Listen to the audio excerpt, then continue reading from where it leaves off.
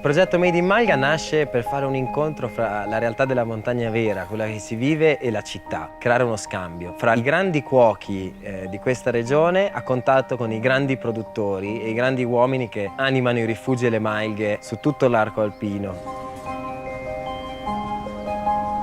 Vorrei che ogni persona avesse la possibilità di salire qua e guardare quello che sto guardando io adesso. Ti viene immediatamente la voglia di fare qualcosa di buono, di bello, di sano. Io oggi sono arrivato qua e ho la pelle d'oca in questo momento.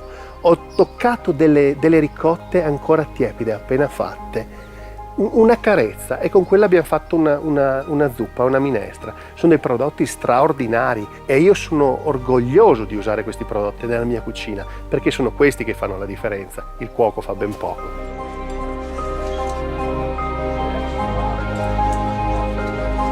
Lo chef Emanuele Scarello ha saputo far valorizzare il prodotto principe della nostra Malga, che è stata una bella esperienza scoprire e imparare da lui anche nuovi piatti, come poter lavorare nuovi piatti con il prodotto base che è il formaggio e la ricotta.